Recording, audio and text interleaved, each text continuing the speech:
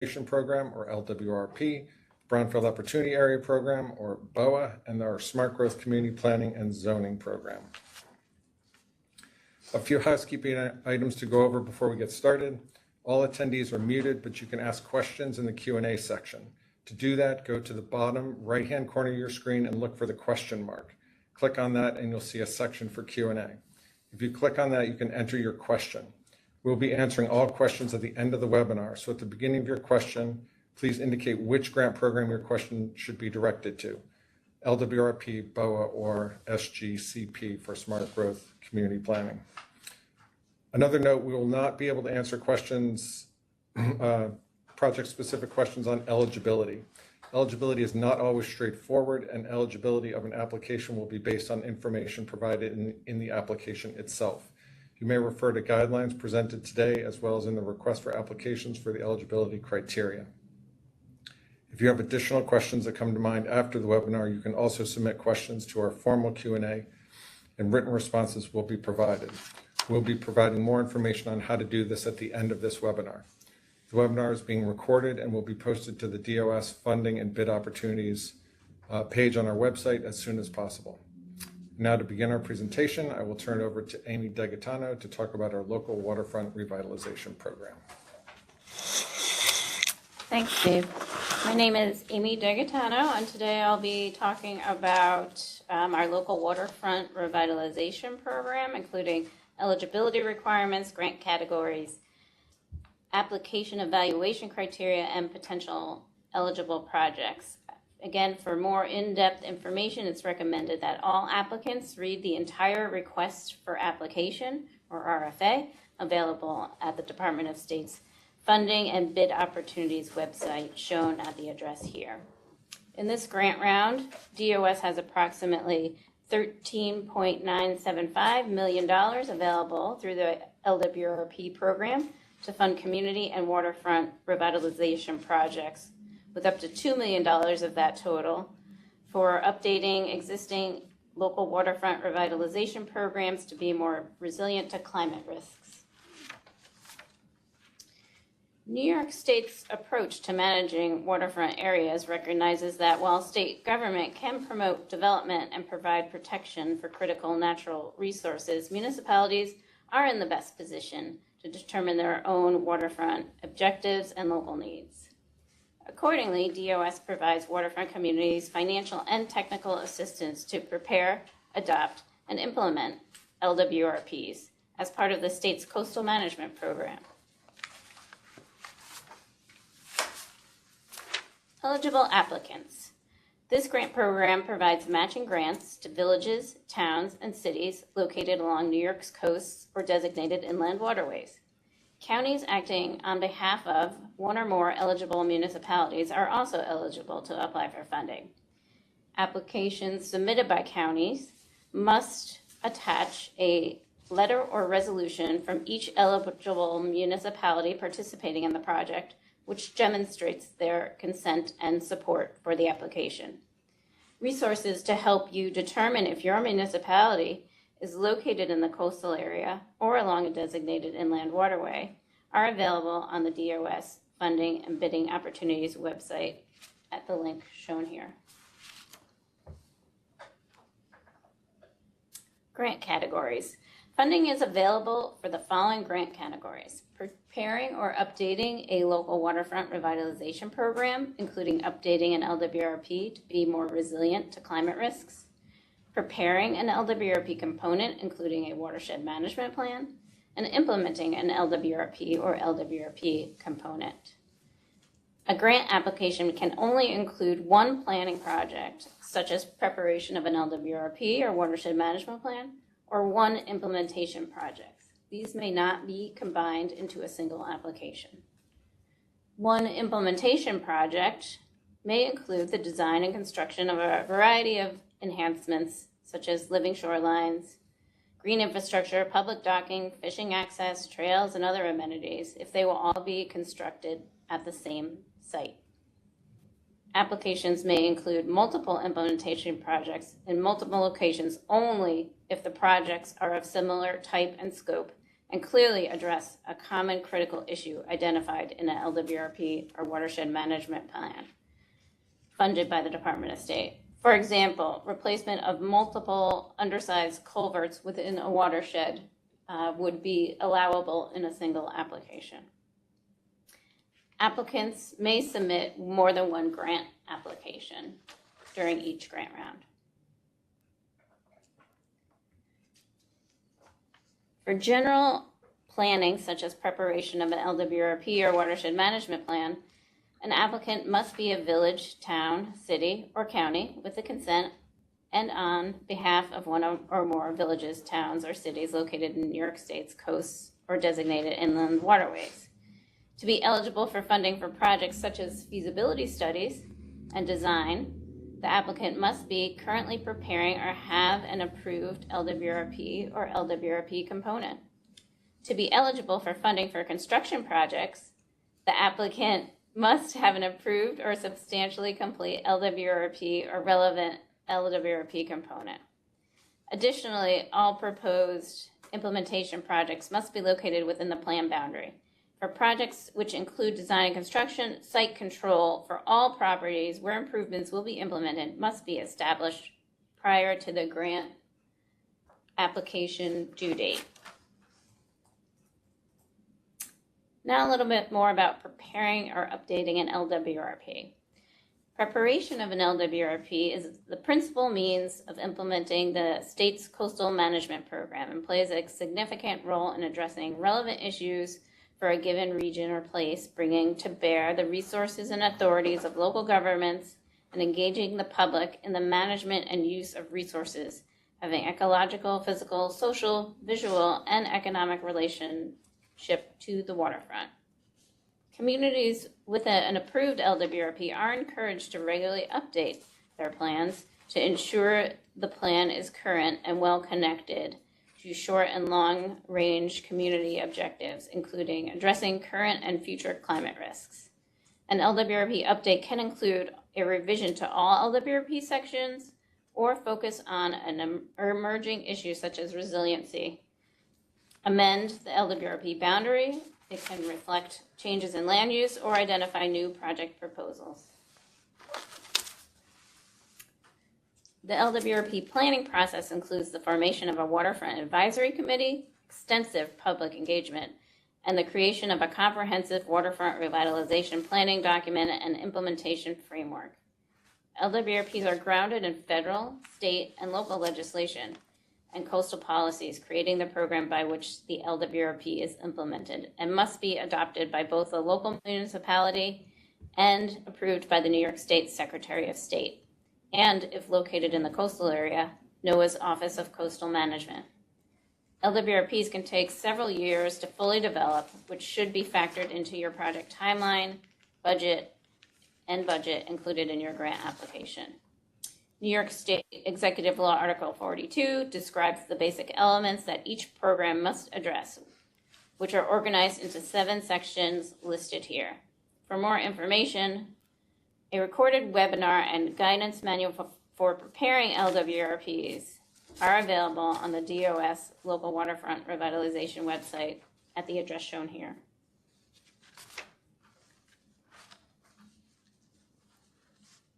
Communities are increasingly vulnerable to more intense and frequent rain events, extreme heat, drought, and greater flooding and shoreline erosion caused by heavy rain, runoff, intense winds, and wave actions, which can be exacerbated by climate change. The health and resilience of communities rests on their ability to plan and prepare for future climate impacts, reduce or avoid harm from hazards, and rebound from those impacts when they occur. To help community address these issues, DOS encourages applications which update an existing LWRP to be more resilient to climate risks. Applicants are encouraged to consider the DOS resilience principles available on our website, which provide a straightforward way for communities to understand and apply different resilience concepts. While we encourage communities to complete full LWRPs, inclusive of considerations of all enforceable state coastal policies, and local waterfront geographic areas. For some communities, it may be more appropriate to advance towards a complete LWRP in stages to address the most time-sensitive and geographically significant priorities and policies. An LWRP component focuses on one or more topics or sections of an LWRP or its waterfront, provided that the program constitute a discrete yet cohesive and comprehensive treatment of the subject or subject addressed, which may be related to environmental, social, regional growth management, or economic conditions. An LWRP component may focus on one or more state coastal policies that are relevant to the particular conditions and priorities in the municipality, address a significant geographic portion of the municipality's waterfront, or both.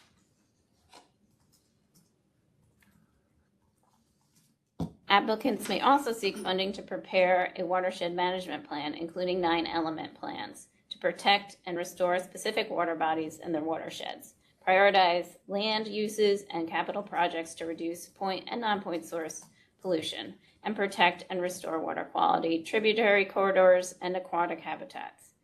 As watersheds generally encompass more than one municipal jurisdiction, the preparation of cooperative intermunicipal plans for a specific watershed can be an effective way to achieve local, regional, and statewide goals.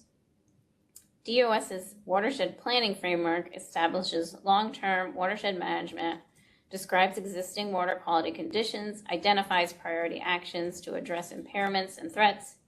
Watershed management planning guidebook and a recorded informational webinar are available on DOS's website at the address shown at the bottom of this slide. Implementing an LWRP or an LWRP component. Here's a few examples of the wide variety of implementation projects that can be accomplished with LWRP funding. To promote tourism in the Adirondacks, LWRP funds were used to design and publish a paddling destination brochure. The City of North Tonawanda installed a new kayak launch along the Erie Canal with wayfinding signage to promote its use. The City of Rochester converted an abandoned railroad bridge into a multi-use trail connecting segments of its Genesee River Trail. It also transformed a deteriorated parking lot along the Genesee River into a new public marina. New York City installed a Harlem River Park living shoreline to reintroduce in-water habitat and enhance water quality, while also absorbing wave energy and storm surge. To highlight attractions and contribute to the vibrant downtown streetscape, the City of Jamestown created a series of custom street pole banners which promoted local assets. These are just a few examples of successful revitalization projects constructed with LWRP funding.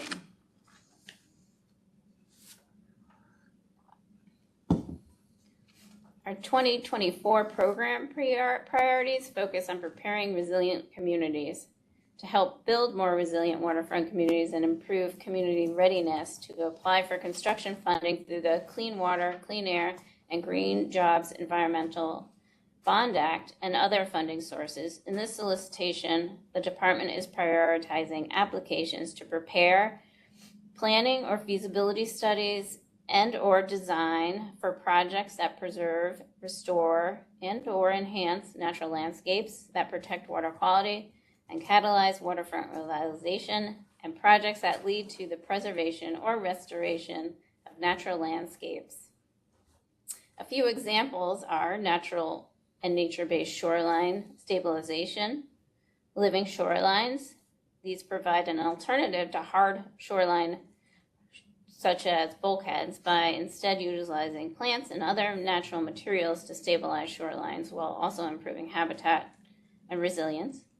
Vegetative buffers, culvert right-sizing, natural sediment transport restoration.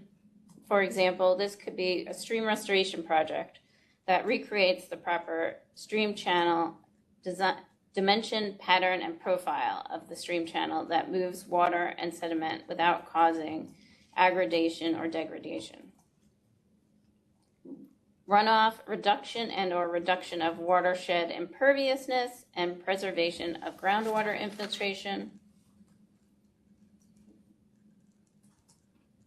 stormwater projects that address water quality and green infrastructure such as rain gardens, bioretention areas, stormwater, green streets, porous pavements, and projects to make public facilities, including parks, trails, blueways, more resilient to potential severe weather and flooding impacts, including water quality improvements. And lastly, to mitigate barriers to diandronomous fish species migration. Eligible and ineligible costs are shown on this slide. Please look at our RFA for more details. Grant funds may be used to cover the personal services, non-personal services, and grant administration activities listed here and explained further in the RFA. Ineligible costs include federal funding, including ARPA, other state environmental protection awards, and costs that do not directly support the project, among the others that are listed here.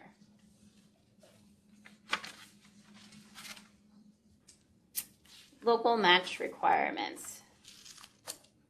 State assistance shall not be paid to exceed 75% of the total eligible project costs, except where the proposed project is located in an environmental justice community or a disadvantaged community, in which case the state assistance award shall not exceed 85% of the total eligible project costs. If an applicant is seeking state assistance equal to 85% of the total project cost, this should be clearly indicated in the project funding and program budget section in the CFA and in the LWRP budget summary and detail CFA attachment. For the purposes of determining local match rates, refer to the RFA and the potential environmental justice area and disadvantaged community maps, where links are available to these maps on the DOS Funding and Bid Opportunities website. Applicants must identify the amount, type, source, and eligible local match in the grant application and demonstrate that it has been secured. Failure to do so will result in a reduced award amount for qualifying applications. Determining your state funding request. As shown in this example, to calculate the state funding request, take your total eligible cost and multiply by the appropriate percentage of state assistance. For most projects, this will be 75%. However, as I mentioned previously, for projects located in areas that meet the environmental justice and disadvantaged community criteria described in the RFA, this would be 85%. Then to calculate the local match, just take the total project cost and subtract the state funds requested.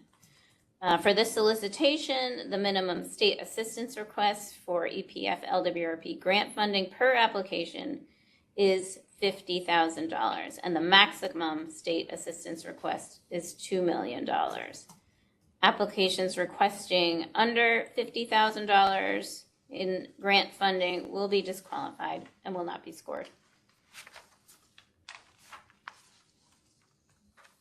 When filling out your grant application, be sure to answer all the questions completely and clearly. These questions correspond to the evaluation criteria your application will be reviewed against. The evaluation criteria is summarized here, but also described in more detail in the RFA. Out of 100 possible points, the Department of State is responsible for awarding up to 80 points, and the Regional Economic Development Councils are responsible for awarding up to 20 points, depending on the degree to which the proposed project advances the REDC strategic plan. In the CFA, applicants should click the question requirement link next to each question for tips on what should be covered in your response. This will likely help you write a stronger grant application. And that's the end of the presentation regarding the local waterfront revitalization program, and I will now turn it over to the Brownfield Opportunity Areas program. Thank you, Amy. I'm Leslie Zlatev. As Amy mentioned, I'm going to describe the Brownfield Opportunity Areas program and give you an overview for the 2024 program, including a summary of eligibility requirements, description of eligible activities, and an overview of the application evaluation criteria. For more comprehensive program information, all applicants should review the posted 2024 Brownfield Opportunity Area Program request for application. Approximately $2 million in funding is available from DOS for the Brownfield Opportunity Areas activities in the 2024-2025 funding year. The full request for applications is found on the Department of State's website, identified here. The Brownfield Opportunity Area Program. Brownfields are areas or neighborhoods that are affected by known or suspected brownfield sites. Brownfield sites are real properties where a contaminant is present at levels exceeding the soil cleanup objectives or where levels exceed other health-based or environmental standards criteria, or the guidance adopted by the New York State Department of Environmental Conservation. Known or suspected site contamination of real property can impede investment and redevelopment, making such property an economic and environmental drain on localities. The BOA program applies a smart growth approach to brownfield assessment and redevelopment using neighborhood-wide planning and conservation strategies rather than traditional site-by-site assessment and redevelopment of known or suspected brownfields and other vacant or abandoned properties. The BOA program applies, the neighborhood approach enables communities to comprehensively assess existing economic and environmental conditions associated with brownfield-related blight and impacted areas, identify and prioritize community-supported redevelopment opportunities, and attract public and private investment. BOA focuses resources to identify and encourage redevelopment of strategic sites within the BOA. The types of areas where program resources are being applied include industrial and manufacturing zones, commercial corridors, mixed-use neighborhoods, downtowns, and waterfronts. The primary objective of the New York State Brownfield Opportunity Area Program is to transform these known and suspected brownfields from liabilities to community assets, which generate business, jobs, and revenues for local economies and provide new housing and public amenities within the community.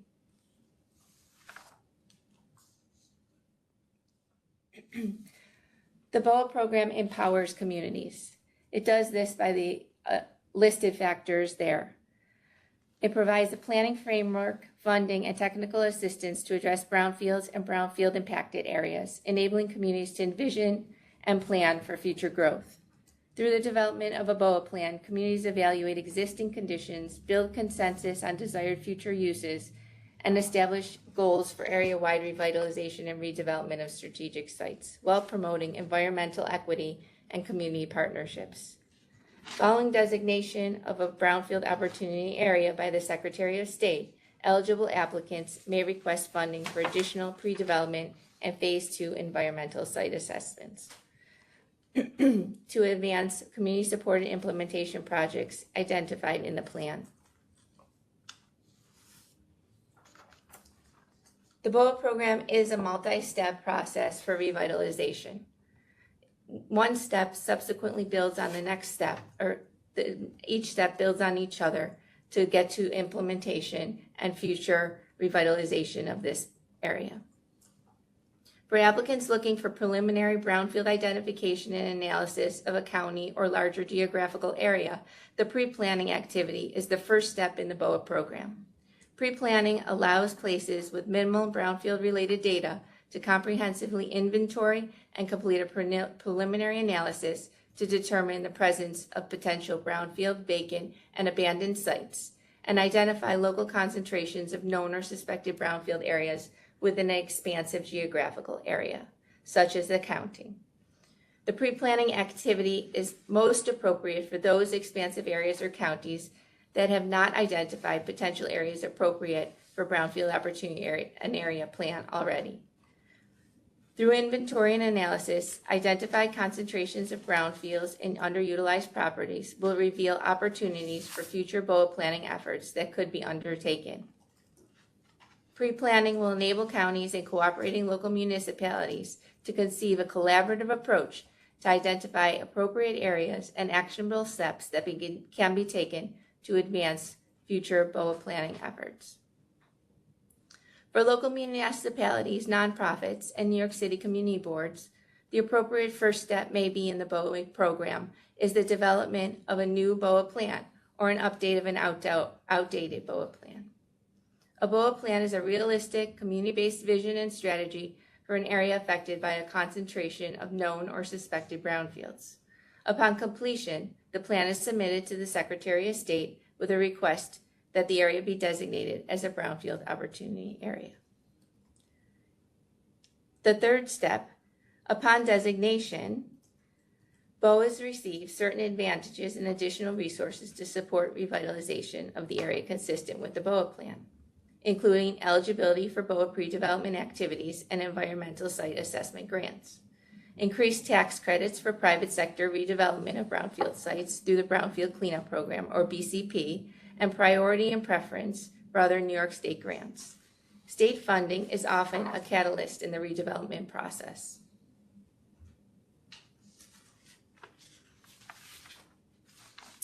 This brings us to the eligible applicants. Eligible applicants for the Brownfield Opportunity Area Program include municipalities and related entities as listed here. Certain non-for-profit community-based organizations with the following criteria identified here, and New York City community boards within New York City. Eligible community-based organizations must be not-for-profits, 501c3 status, and have a stated mission to promote reuse of known or suspected brownfields or undertaken community revitalization within a geographical area in which the community board organization is located. Additionally, at least 25% of the community-based organization board of directors must reside within the BOA community. The BOA must represent an area with demonstrated financial need. Applications submitted by a community-based organization for funding to develop a BOA plan must include a resolution of support from the local municipality with land use authority. In New York City, a resolution of support must be received from the community board in which the BOA is located. Additionally, all community-based organizations shall submit the Brownfield Opportunity Area Program Community-Based Organization Affirmation with their application, stating that the organization did not contribute to contamination within the BOA area as applicable with relevant statutes and is further outlined in the request for application this year. Applicants are encouraged to work in partnership and may apply jointly for funding. Joint applications should identify the municipality, community-based organization, or community board that the department should recognize as the primary applicant for all purposes, including contracting of the ward.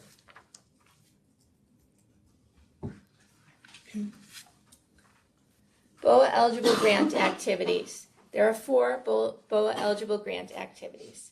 BOA funding is available for up to 90% of the total eligible project cost for 4 types of activities listed on this slide. These include completing a pre-planning inventory, assessment, and preliminary analysis of known or suspected brownfields, including vacant, abandoned, and underutilized properties within a county, borough, or other multi-jurisdictional area to identify concentrations of these properties for future BOA or specific area planning efforts. The planning activity is to develop a Brownfield Opportunity Area Plan or update an existing designated or non-designated BOA plan, creating a strategy for future revitalization. Pre-development activities include and advance the community's goal and priorities for revitalization and redevelopment projects as expressed in the BOA plan for the state designated BOA. And lastly, the Phase 2 environmental site assessment is to gather reliable information about a property's environmental condition to guide the grantee in making an informed land use decision for specific sites within the state designated BOA. Eligible applicants as identified on the previous slide and elaborated on in the full BOA request for applications may apply for any of the 4 grant activities. The maximum for each grant award under this solicitation is $500,000, with a minimum grant award of $100,000. The amount requested must be thoroughly justified and supported. An application for funding should only include one type of activity. Applicants may apply for more than one grant. Eligible applicants wishing to apply for more than one grant or multiple types of activities should submit separate applications for each activity type.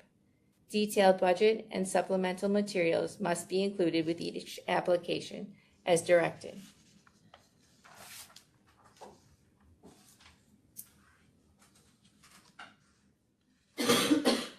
To further elaborate on the following programs: countywide pre-planning and brownfield identification and preliminary analysis. The pre-planning activity funds the identification, inventory, and preliminary analysis of potential brownfields, vacant and abandoned and underutilized sites within either a county, borough, or other multi-jurisdictional area. The areas of localized concentration may be candidates for future in-depth BOA planning and pre-development activities. All eligible applicants listed in Section 2 of the BOA request for application are eligible for the pre-planning activity. The boundaries of study for pre-planning activity is not exclusive to a county or municipal boundary. Pre-planning funds may be used for inventory and preliminary analysis for single or multi-jurisdictional areas where boundaries are clearly defined in the application and a resolution of support is submitted by each grant application for joint applications. The pre-planning activity does not culminate in a BOA designation, and future BOA planning would be needed for that effort.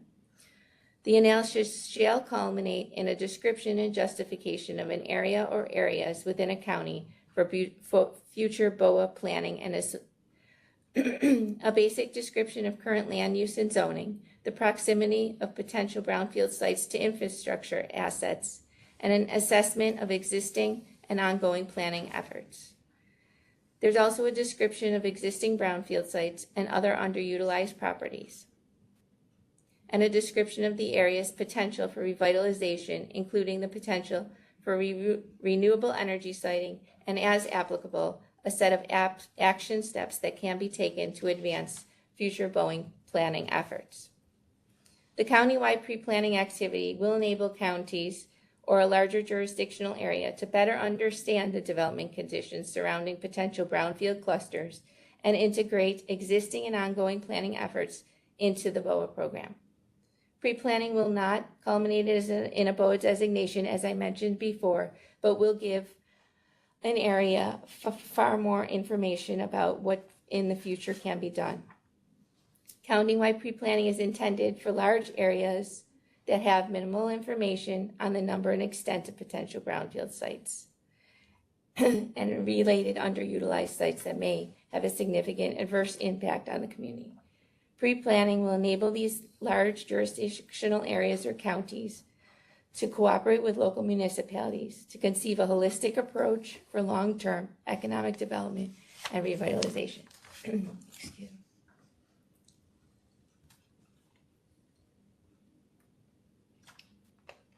Excuse me. The second activity is planning, the development or update of a BOA plan. Eligible entities may apply for funding to complete a BOA plan or update an existing BOA, a designated or non-designated BOA plan, to include all elements necessary to support a request for designation of the BOA by the Secretary of State. A BOA plan is an area-specific plan that expresses a long-term vision for the community's revitalization and strategies for the redevelopment of an area affected by a concentration of known or suspected brownfields. Achieving revitalization goals requires broad community support, strong partnerships, and sufficient local and regional capacity to overcome obstacles. Therefore, the preparation of a BOA plan is expected to include robust community and stakeholder engagement, as well as specific actions to develop partnerships and build the local capacity necessary to realize implementation of the plan. A BOA plan update may be applicable and relevant in your community if your BOA is outdated or in need of revision. All BOA plans completed under this program shall be submitted to the Secretary of State in support of an application for designation of the area as a Brownfield Opportunity Area. BOA designation opens eligibility for other state programs and avenues for further redevelopment funding. Additional guidance describing the requirements of BOA designation can be found on the link on this slide.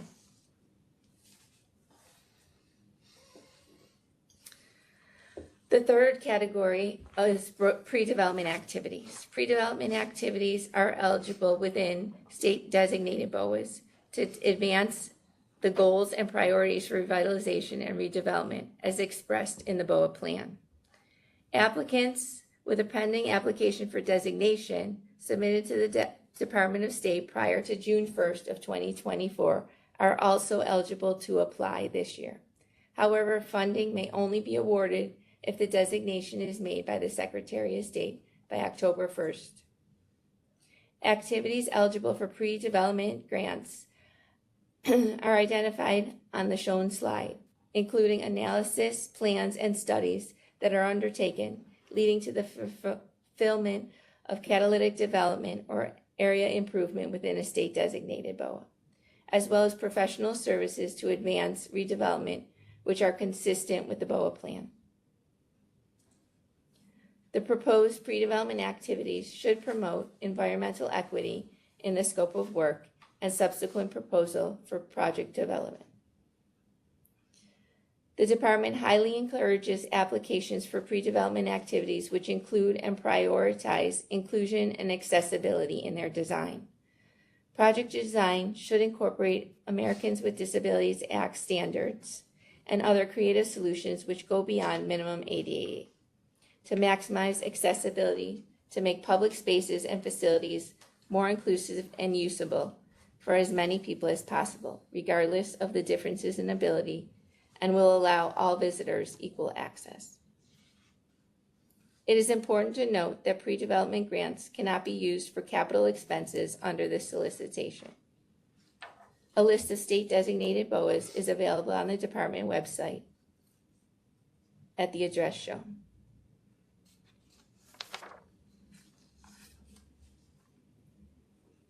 The last activity eligible are Phase 2 environmental site assessments.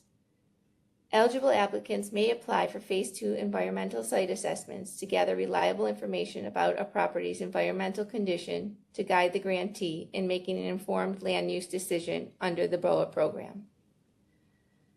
The ASTM standard for Phase 2 environmental site assessments does not include the level of technical specificity required to select and design a remedy for the property, but it does provide flexibility in determining the necessary level of assessment needed and is appropriate for land use planning of the redevelopment process. Applicants must demonstrate in their application that additional environmental information about a site or sites thought to have potential contaminants present is necessary to determine technically and economically viable land uses for the BOA. The completion of an environmental site assessment should advance the goals and priorities for revitalization and redevelopment of the BOA area. Phase 2 environmental site assessments must meet all criteria contained in the Phase 2 application for site assessment supplement and the requirements as detailed in the BOA RFA. Project sites must be located within a state-designated BOA. A list of state-designated BOAs is located on the department website.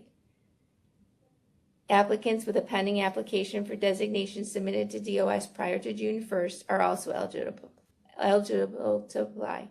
However, funding may only be awarded if the designation is made by the Secretary of State by October 1st, 2024. All Phase 2 environmental site assessments must include a Phase 2 environmental site assessment supplement. A supplement must be provided for each Phase 2 site.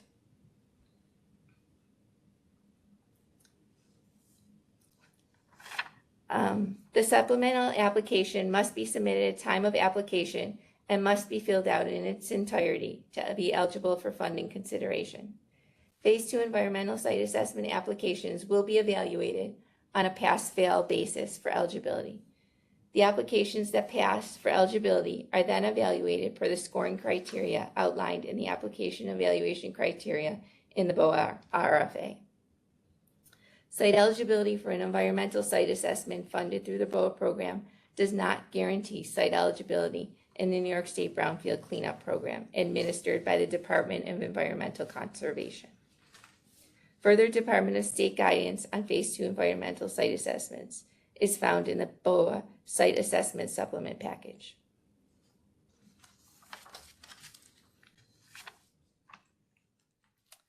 For this year, the award limitations are as such. The maximum award under this solicitation is $500,000 per application. The minimum award under the solicitation is $100,000 per application. State assistance awarded and paid to the grant recipient shall not exceed 90% of the total eligible project cost. The applicant receiving a grant must demonstrate the ability to cover the remaining 10% of the project costs, and those costs must be eligible and essential to project completion.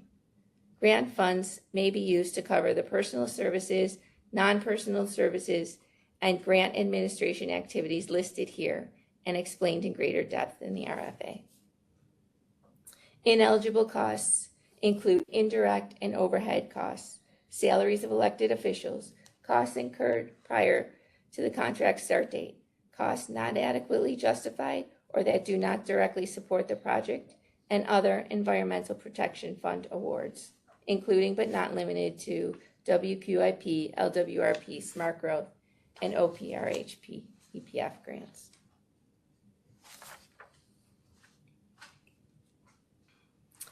The BOA evaluation criteria. Applications meeting the eligibility criteria will be reviewed and scored according to the program criteria presented. All eligible applicants will be evaluated to assess the degree to which they meet the application evaluation criteria published in the Brownfield Opportunity Area Program RFA. In filling out your consolidated funding application, please be sure to fully answer all questions clearly and with sufficient detail. The BOA CFA questions correspond to the program evaluation criteria as found in the request for applications, Section 9, Application Evaluation Criteria, and summarized on this slide. For each CFA question, applicants should click on the question help link at the bottom of the question for further directions of what should be addressed in the detailed response. The question help tool will assist applicants in addressing the question content in full to maximize the points awarded for each question. Out of a possible 100 points, the Department of State Office of Planning and Development is responsible for awarding 80 points. The Regional Economic Development Council for the relevant region of which the project is located within is responsible for awarding the remaining 20 points, depending on the degree to which the proposed project advances the REDC strategic plan.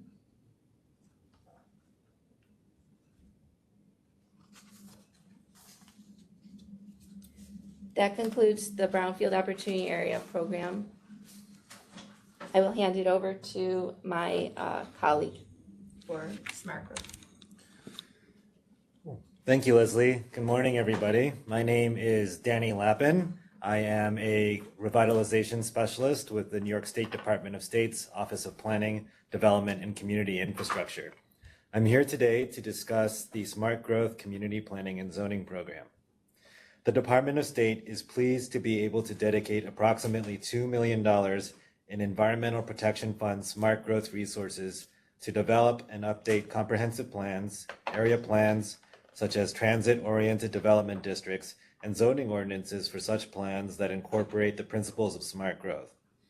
This presentation will provide an overview of the program, eligibility requirements, description of the grant categories and potential eligible activities, and information on the application evaluation criteria. For more detailed information, please refer to the full Request for Applications, or RFA, at the Department of State's Funding and Bid Opportunities webpage.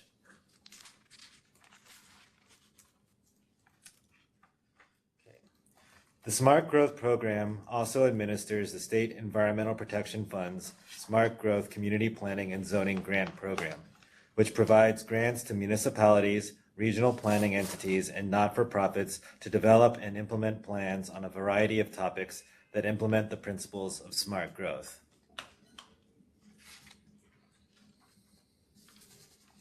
What is smart growth?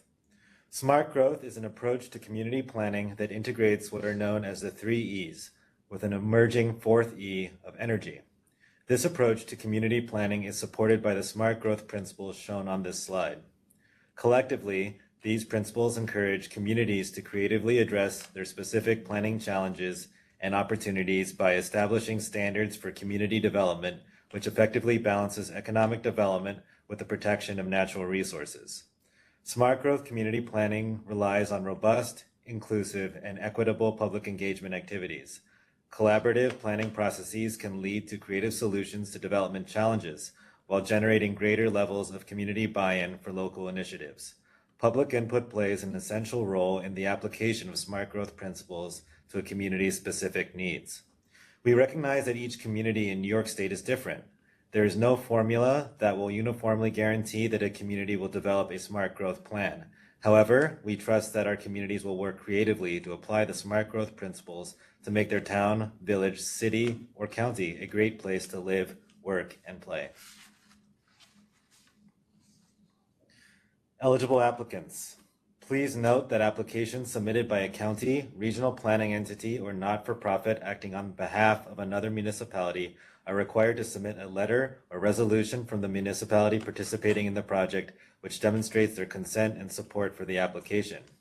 Also, please note that to be eligible for this grant opportunity, a not-for-profit organization must be incorporated pursuant to New York State not-for-profit corporation law and be approved for tax-exempt status under the Internal Revenue Service on or before December 31st of 2023. Eligible project types.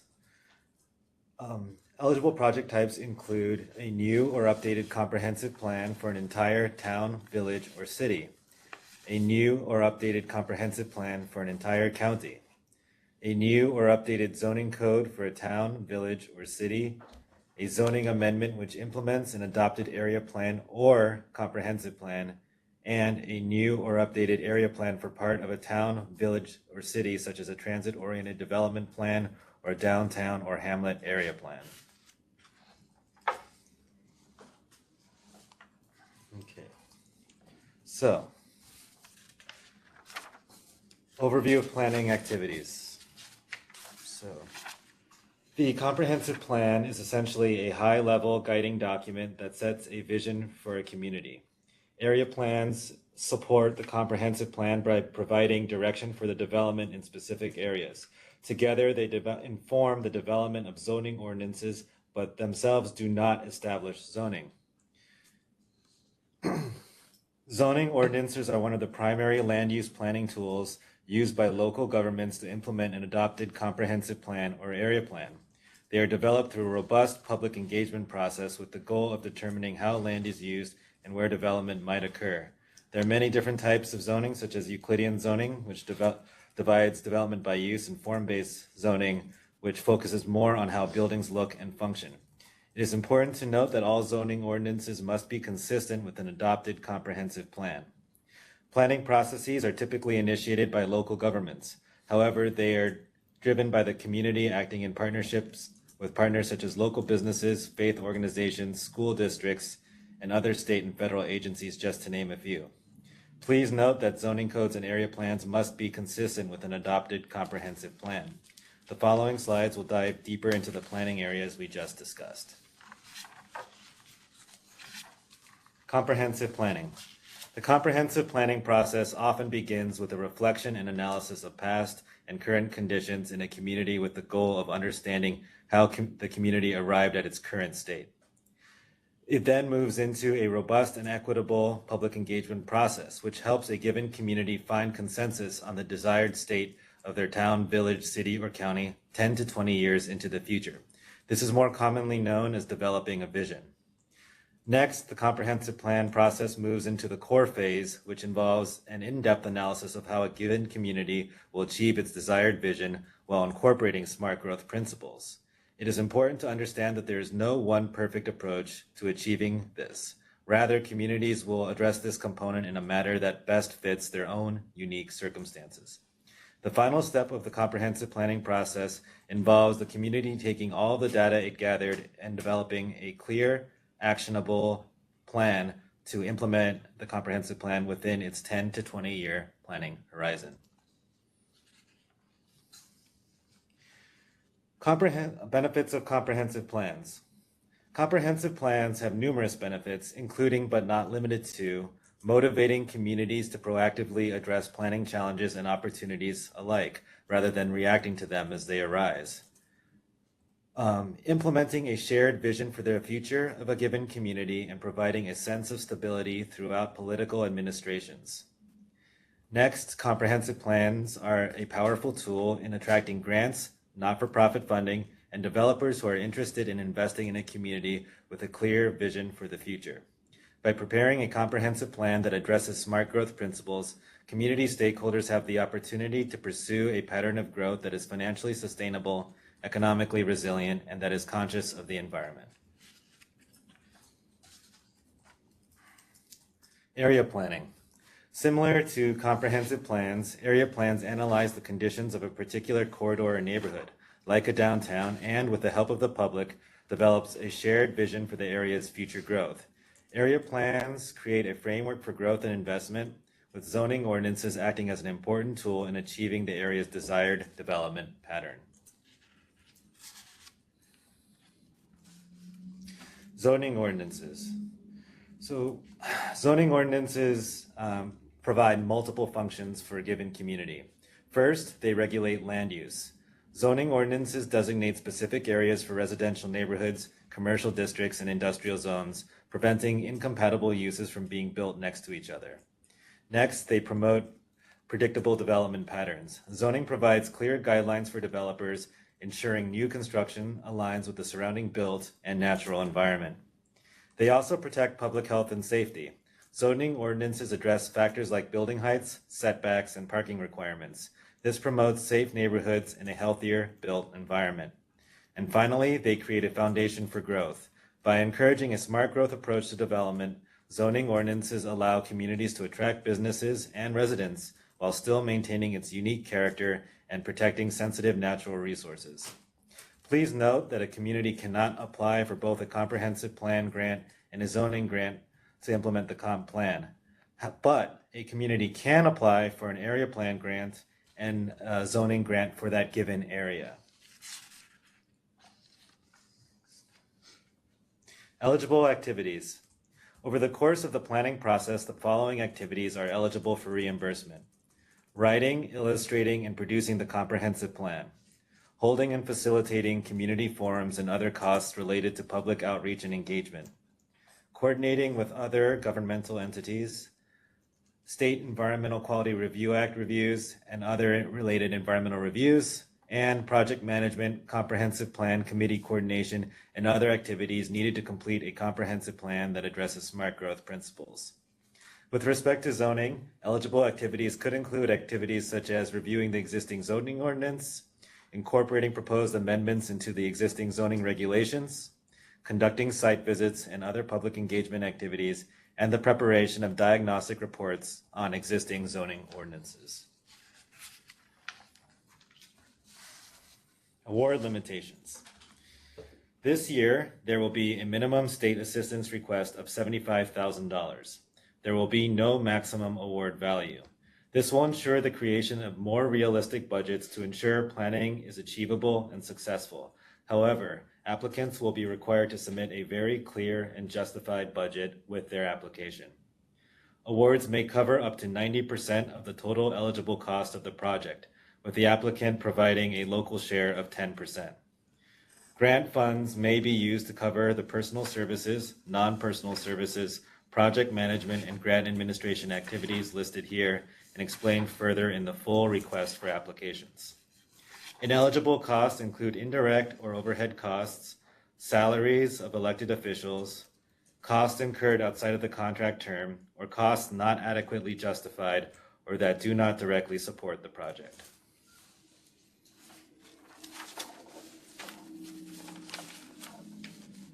In completing your consolidated funding application, please be sure to fully utilize the question help and question requirements tools to ensure that you have all the information you need to answer all questions in a clear, concise, and complete manner.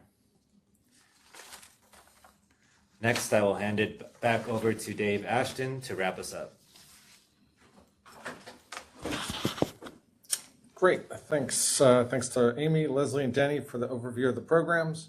So that ends our formal presentation, and we can now look at the questions that have come in through the Q&A and answer those. And just as a reminder, if you have additional questions, please enter them into that Q&A in the bottom right-hand corner of the screen, and note which program you are directing the question to.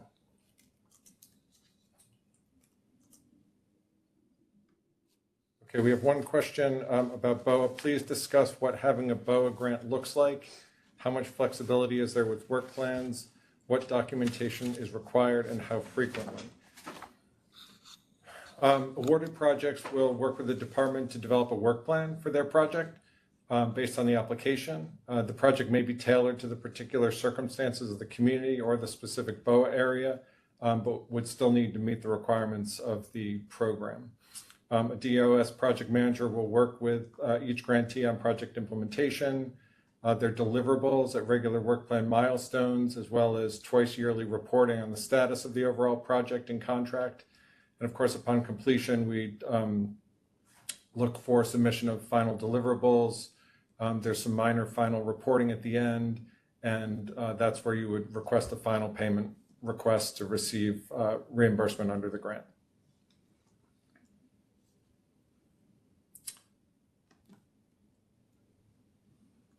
We have another question. What is the best tool to locate brownfield locations? The state does not maintain a list of known or suspected brownfields due to the sort of broad and varying use of the term. But from some sources to consider would be the Department of Environmental Conservation has a database of properties that are enrolled in their brownfield remedial programs. That's available on their website. There are also private services that can review an area, sort of do an area-wide scan for properties with known or suspected contamination. So that's another source that we often see. Additionally, I think importantly, an in-person inventory can be very beneficial and can uncover known or suspected brownfields as well as underutilized and abandoned sites, which would be relevant for a BOA site inventory. So we're not only looking for brownfields, known or suspected brownfields, but also vacant and abandoned, underutilized sites as well. And also on the sort of pre-planning activity, if you're a county or sort of a larger municipality, you might be interested in pursuing sort of the pre-planning grant to collect further information and inventory those brownfield areas. Even though the pre-planning activity won't provide definitive data on the location of sort of confirmed brownfield sites, it will provide a solid inventory of sites that are known or suspected, underutilized, vacant, abandoned, et cetera, that can then be analyzed for concentrations that would be appropriate for further BOA planning in the future.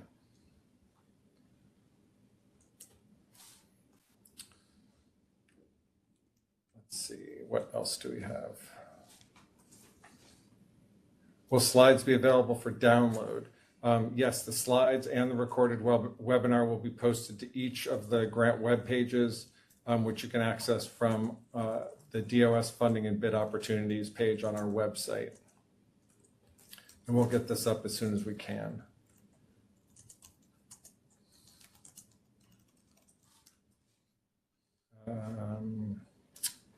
Is it possible for a community to apply for a BOA and LWRP is underway that has identified known or suspected sites within the analysis portion of the LWRP. Is having an LWRP underway a negative for DOS in reviewing the BOA application? No, the programs work together frequently. So if you are working on an LWRP and it's become evident that a BOA project would be beneficial for the revitalization of the area, you can certainly apply for a BOA, and sort of noting that planning effort that's underway would add to strength of the application itself. So we certainly encourage that. We think our programs work together, really all of them, and one can often lead sequentially to another. So that would be perfectly appropriate and would be viewed upon favorably.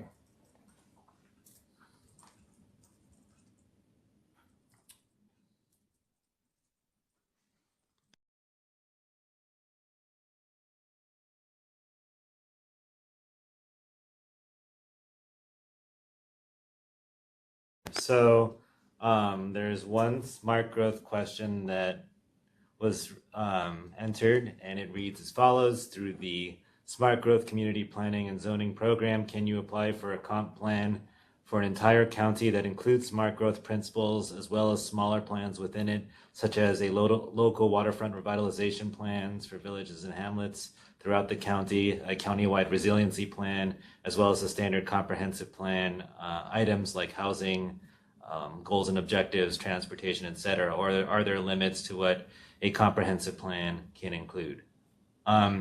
So a county can apply for a comprehensive plan grant, which includes elements related to hamlet redevelopment, resiliency, and natural resource protection. It can also include things like housing studies or transportation studies as like, chapters within the plan itself. Villages within the same county can also apply for a comprehensive plan grant. And finally, communities can apply simultaneously for a comprehensive plan grant and a local waterfront revitalization program grant at the same time in separate applications.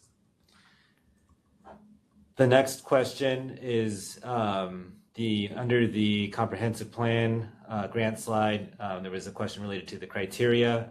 Is that information and the whole RFA online? Yes, it is on the Department of State's Funding and Bid Opportunities webpage. The next question related to smart growth reads as follows. It says, in the final section, the presenter noted that a community cannot apply for a smart growth community planning and zoning grant for both a comprehensive plan and a zoning code update. Is that just within the same year? For example, if the municipality was previously awarded a smart growth award for a comprehensive plan grant, can they apply for this for a zoning grant for a zoning amendment in the subsequent year? So the answer to the first question is yes, that's within the same year. And to the second question, it really depends on the status of the comprehensive plan. If the community feels like they will complete the comprehensive plan grant in a relatively short amount of time prior to the contracting period related to the zoning amendment grant, they can do so. Kind of more specifically, as long as the comprehensive plan grant is a comprehensive planning process is solidified and has advanced to a point where you can anticipate future land use, then yes, you should apply for a zoning code amendment in the following year. The next question is, if a community is applying for smart growth community planning and zoning award, does the governing body, such as the city council, need to pass a resolution of the grant application or not? Generally, communities should pass a resolution that indicates a permission to apply for the grant program, and it is also recommended that communities obtain letters of support from community partner organizations or other community groups that demonstrate support for the project. There's another question. Can a county apply for both the pre-planning BOA and a countywide comprehensive plan? Yes, you can apply for both of those. Separate applications, of course, but yes.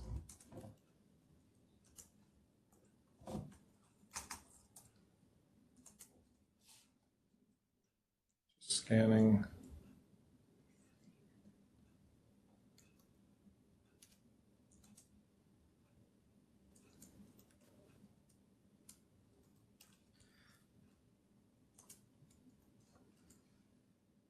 Are there specific requirements for letters of support, and to whom should they be addressed? There are not specific requirements for letters of support, and they can be addressed to the Secretary of State, or they can be just general letters of support that are uploaded with the application itself. I believe there's instructions on how to submit those on the first page of each request for application.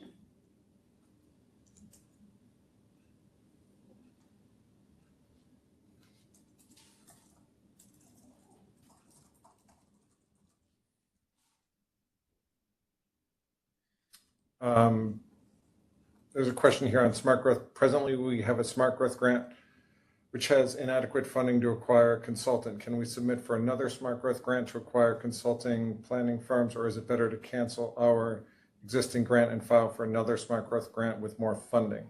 That one might be a little sort of community specific. So my suggestion on that is you might get in touch with your project manager that you're working with on the existing grant and sort of talk about the specific details, and they can provide some advice on that question.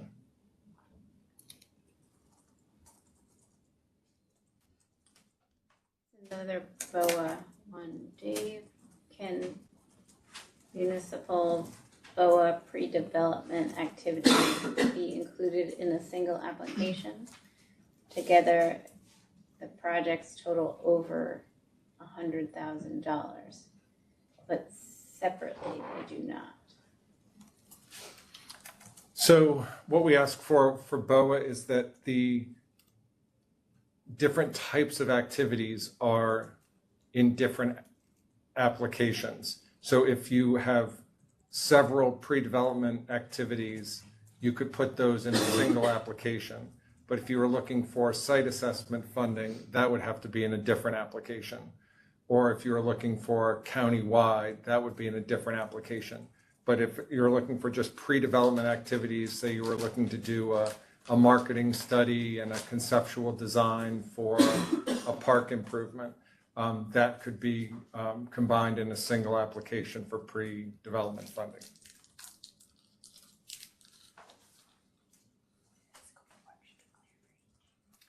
And the scope of work, and you would want to detail the scope of work for each activity that you're applying for. So it's clear both the scope of work and the budget for each activity within the application.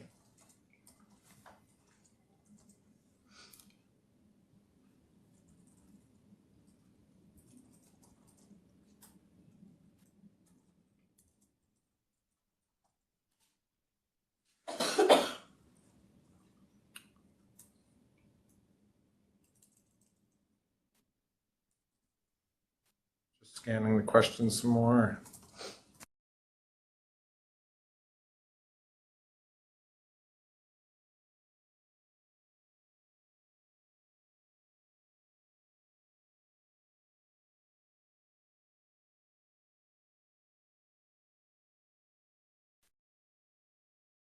Go ahead. So there's a question as to whether a school district can apply for a smart growth community planning and zoning grant. The answer is school districts are not eligible to apply for a smart growth community planning and zoning grant. However, it is recommended that school districts partner with municipalities to engage in a comprehensive planning process, with the municipality being, or a nonprofit or regional planning entity being the lead applicant.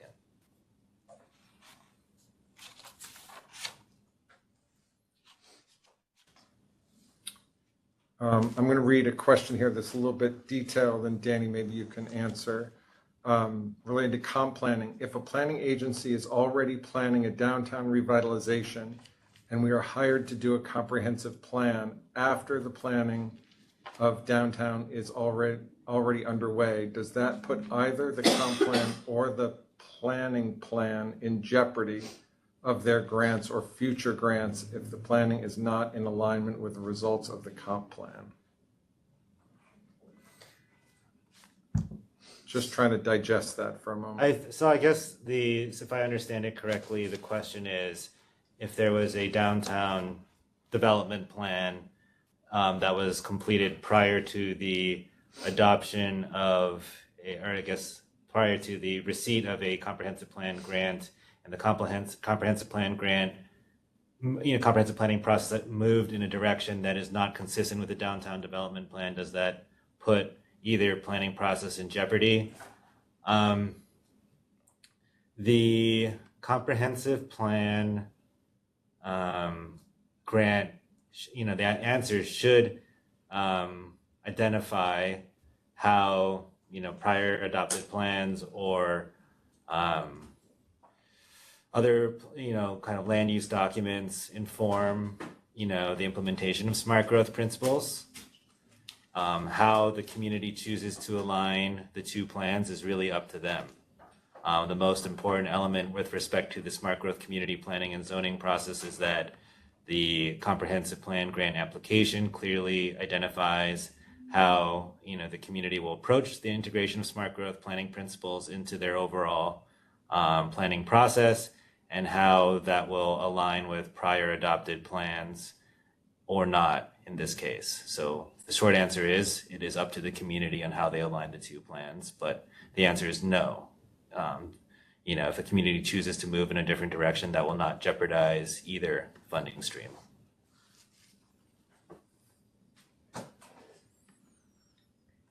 I think I see one for LWRP.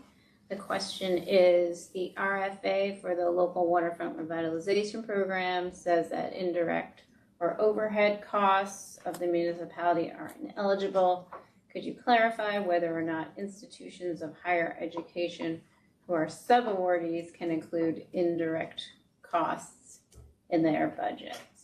No, that would not be considered an eligible expense under the LWRP program.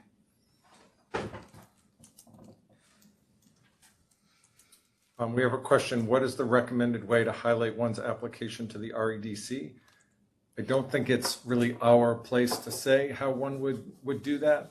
The REDC program is administered by Empire State Development. There are regional offices within each region, but I think I'll leave that answer there.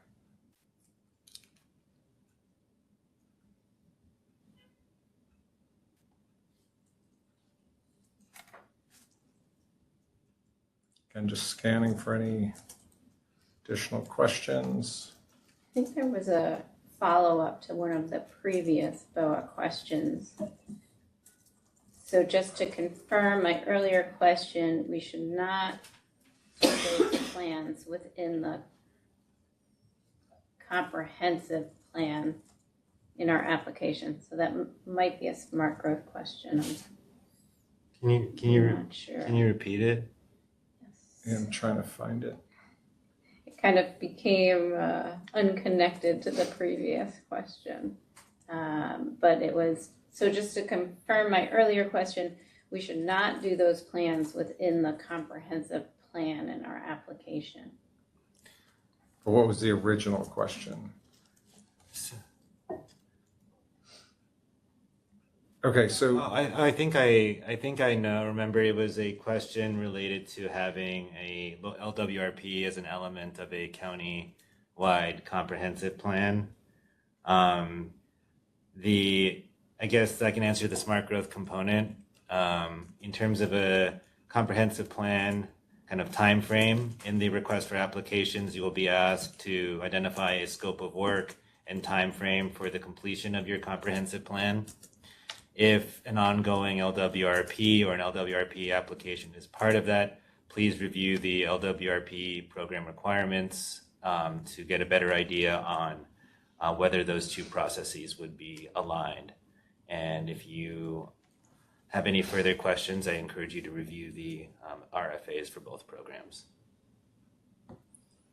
yeah, I think just to add on to that, I don't think we would suggest that you apply for comprehensive plan grant with the expectation of including an LWRP plan within it. I think you would apply for LWRP separately along with comp planning. Danny did say in his presentation that if you needed to do sort of smaller studies related to housing, transportation, those types of things, those could be funded in concert with a comprehensive plan. But if you're looking to do something like a full LWRP or a full BOA, those should be applied for separately. Hopefully that clarifies the question.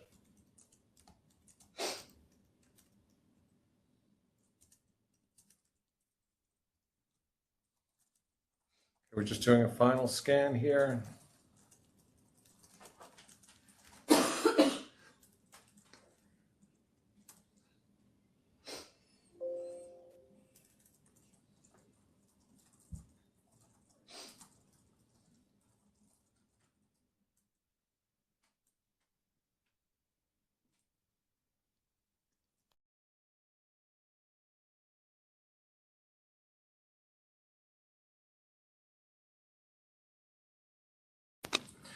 Okay, I think we've answered all the questions that have been submitted. If you have additional questions after the webinar is concluded, which will be shortly, they must be submitted by email. No responses will be provided to inquiries made by telephone, social media, or by contacting DOS staff directly via email or telephone. That's all part of our procurement process. When emailing, please use the subject format and the appropriate email address that you see on this slide. For example, to ask a question about the LWRP program, the subject line would read 24-LWRP-03 RFA questions, and similarly for the other programs as noted on this slide. That's just so we can keep track of them and make sure that the questions go to the appropriate folks and we get the right answers out to everyone. Responses to questions received by June 17th will be posted on the DOS website by July 9th. Please be as specific as possible in your questions. These instructions are also included in our funding and bid opportunities website as well as the RFAs.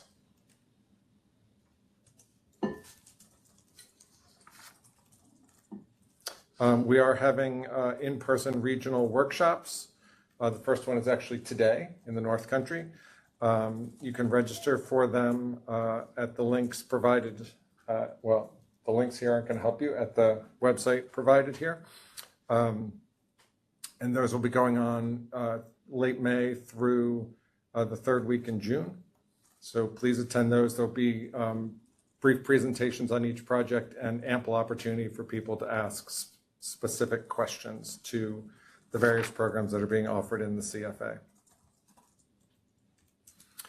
So applications for these programs are due by 4 p.m. on July 31st this year and must be submitted through the web-based consolidated funding application. Please note that this is a hard deadline and applications will not be accepted after 4 p.m. on July 31st. If you're able, it's recommended to submit your application before this deadline, as the consolidated funding application portal can get very busy towards the end. So it's helpful if you can get started early and submit before that last day. So with that, we thank you for your participation. We thank you for your interest in our programs. Look forward to seeing applications and appreciate your participation. Have a good day, everyone.